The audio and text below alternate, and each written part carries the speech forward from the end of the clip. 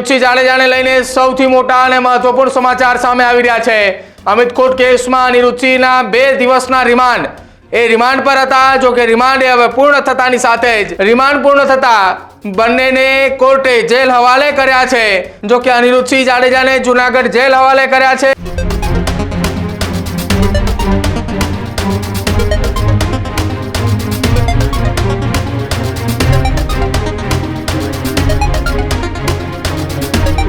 અનિરુદ્ધસિંહ જાડેજાને લઈને મહત્વપૂર્ણ સમાચાર સામે આવી રહ્યા છે। રીબડાના અમિતકોટ કેસ પ્રકરણમાં અનિરુદ્ધસિંહ જાડેજાની ગોંડલ પોલીસે 2 દિવસના રિમાન્ડ પૂર્ણ થતાની સાથે જ ફરી એક વખત ગોંડલ કોર્ટની અંદર હાજર કરાયા હતા।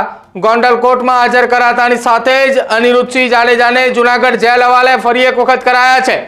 અનિરુદ્ધસિંહ જાડેજાને લઈને સૌથી મોટા અને મહત્વપૂર્ણ સમાચાર સામે આવી રહ્યા છે। અમિતકોટ કેસમાં અનિરુદ્ધસિંહના 2 દિવસના રિમાન્ડ રિમાન્ડ પર હતા। જો કે રિમાન્ડ હવે પૂર્ણ થતાની સાથે જ અનિરુદ્ધસિંહ સાથે અતાઉલ મણિયારની પણ ધરપકડ કરવામાં આવી હતી। જૂનાગઢના અતાઉલ મણિયાર અને અનિરુદ્ધસિંહની બંનેની ધરપકડ કરાઈ હતી। રિમાન્ડ પૂર્ણ થતા બંનેને કોર્ટે જેલ હવાલે કર્યા છે। જો કે અનિરુદ્ધસિંહ જાડેજાને જૂનાગઢ જેલ હવાલે કર્યા છે, તેની સાથે સાથે જૂનાગઢના અતાઉલ્લા મણિયારને પણ જૂનાગઢ જિલ્લાના જૂનાગઢ જેલ હવાલે કરવામાં આવ્યા છે। ગોંડલ પોલીસના જાપ્તા નીચે બંનેને જૂનાગઢ જેલ હવાલે મોકલવામાં આવ્યા છે। ગત મોડી રાત્રે 9 વાગ્યાના અરસાની અંદર જૂનાગઢ જેલ ખાતે બંનેને મોકલવામાં આવ્યા છે।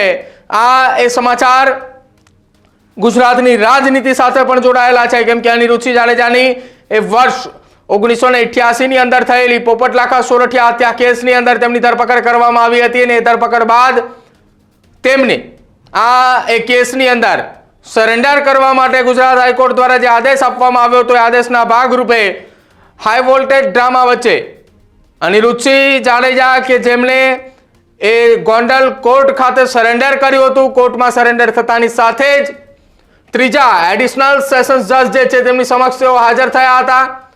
કોર્ટની અંદર હાજર થતાની સાથે તત્કાલે અધિકારીઓને બોલાવવામાં આવ્યા હતા અને મોડી રાત્રે લગભગ 8:30-9 વાગ્યાના અરસાની અંદર તેમને જૂનાગઢ જેલ હવાલે કર્યા હતા।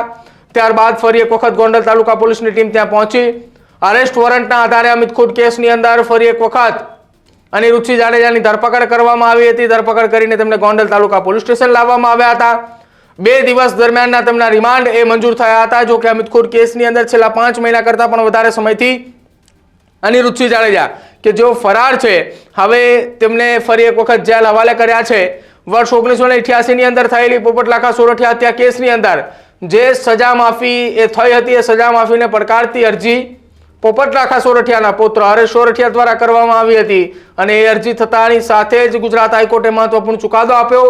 એ સજા માફી રદ કરી અને સાથે સાથે ગુજરાત હાઈકોર્ટની જે ચુકાદો આવ્યો તેને પડકારતી અરજી સુપ્રીમ કોર્ટમાં અનિરુદ્ધસિંહ જાડેજા દ્વારા કરવામાં આવી હતી, જો કે ફગાવી દેવામાં આવી હતી અને એક આખા હાઈ વોલ્ટેજ ડ્રામાની વચ્ચે હવે અનિરુદ્ધસિંહ જાડેજાની મુશ્કેલીની અંદર વધારો થયો છે। અનિરુદ્ધસિંહ જાડેજાની જેવી જ ગોંડલ તાલુકા પોલીસની ટીમે જૂનાગઢ જેલથી અટકાયત કરતાની સાથે જ અતાઉલ્લા મણિયાર કે જેઓ જૂનાગઢની અંદર રહેતા હતા તેમની પણ ગોંડલ તાલુકા પોલીસે અટકાયત કરી છે અને આ તમામ બંને આરોપીની અટકાયત કરતાની સાથે જ બંનેને રિમાન્ડ ઉપર લઈ જવામાં આવ્યા હતા। 2 દિવસની પૂછપરછ કરવામાં આવી હતી। આ પૂછપરછની અંદર કયા પ્રકારના ખુલાસાઓ થયા છે, શું એ મહત્વની વાત છે, એ રાજકોટ જિલ્લા પોલીસની ટીમ દ્વારા જ્યારે નિવેદન આપવામાં આવશે ત્યારે આ વાતને લઈને ખુલાસાઓ થશે। જો કે હવે આ કેસની અંદર હજુ પણ રહીમ મકરાણી નામનો શખ્સ અને સાથે જ અનિરુદ્ધસિંહ જાડેજાના પુત્ર રાજદીપસિંહ રીબડાએ હજુ આ કેસની અંદર ફરાર છે। અમિતકોટ કેસ પ્રકરણની અંદર જો કે અતાઉલ મણિયાર અને અનિરુદ્ધસિંહ જાડેજાની 2 દિવસ દરમિયાન જ્યારે રિમાન્ડ ઉપર હતા એ દરમિયાન પૂછપરછની અંદર અનેક વાતનો ખુલાસો થયા હોવાની પોલીસની સૂત્રો તરફથી જે માહિતી મળી રહી છે। કેસની અંદર અમિતકોટ પ્રકરણની અંદર મોટા સમાચાર સામે આવી શકે તેવી શક્યતાઓ વ્યક્ત કરવામાં આવી રહી છે। હવે જોવાનું રહેશે કે જ્યારે ગત મોડી રાત્રે અનિરુદ્ધસિંહ જાડેજાને ગોંડલ તાલુકા પોલીસની ટીમ દ્વારા જૂનાગઢ જેલ હવાલે મોકલવામાં આવ્યા હતા, એ બાદ આજના દિવસ દરમિયાન રાજકોટ જિલ્લા પોલીસની ટીમ અમિતકોટ કેસની અંદર આ મામલે કોઈ નવા ખુલાસાઓ કરે છે, નિવેદન આપવામાં આવે છે કે કેમ, તેને લઈને મહત્વપૂર્ણ સમાચારોની રાહ જોવા રહેશે। જો કે આપ દ્રશ્યો જે જોઈ રહ્યા છો અત્યારે આ જૂનાગઢ જેલના દ્રશ્યો છે કે જ્યાં અનિરુદ્ધસિંહ જાડેજા અને અતાઉલ્લા મણિયાર કે જેમની ગોંડલ તાલુકા પોલીસની ટીમે અમિતખુટ પ્રકરણની અંદર ધરપકડ કરી હતી તેમને મોડી રાત્રે જૂનાગઢ જેલ હવાલે ફરી એકવાર રિમાન્ડ પૂર્ણ થતાની સાથે જ કોર્ટના આદેશને ધ્યાન રાખીને ફરી એક વખત તેમને જેલ હવાલે કરાયા છે।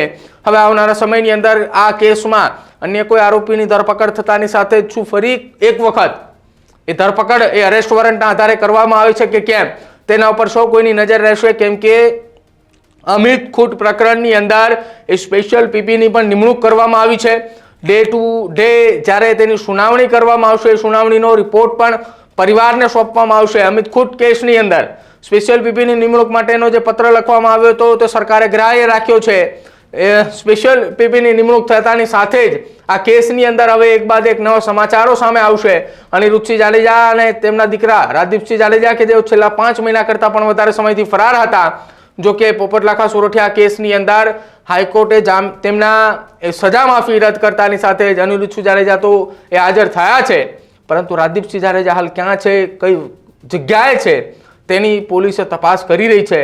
એક એવા પણ સમાચાર પોલીસના વિશ્વસનીય સૂત્રો પાસેથી મળી રહી છે કે અનિરુદ્ધસિંહ જાડેજાની ધરપકડ બાદ હવે ટૂંક સમયમાં રાજકોટ જિલ્લા પોલીસની ટીમ અથવા તો ગુજરાતની એજન્સીઓ એ અનિરુદ્ધસિંહ જાડેજાના દીકરા રાજદીપસિંહ જાડેજાની પણ અટકાયત કરે તેવી શક્યતાઓ વ્યક્ત કરવામાં આવી રહી છે। ત્યારે હવે જોવાનું રહેશે આવનારા સમયની અંદર કે આ એ અમિતખુટ કેસની અંદર રીબડાના અમિતખુટ પ્રકરણના મામલે શું કંઈ ખુલાસાઓ થાય છે। જો કે આ કેસની અંદર અત્યાર સુધીની અંદર 2 સગીરા, 2 વકીલ સહિત 4 લોકોની અત્યાર સુધીમાં અટકાયત કરવામાં આવી છે। આ કેસે અત્યાર સુધીમાં અનેક વખતે ઉલટફેર પણ આવ્યા છે।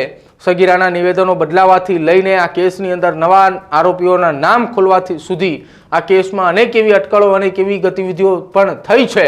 એ તમામની વચ્ચે હવે જોવાનું રહેશે કે ક્યારે આ કેસમાં બાકી રહેલા 2 આરોપીઓની ધરપકડ થાય છે અને પૂછપરછની અંદર મહત્વપૂર્ણ ખુલાસો થાય છે।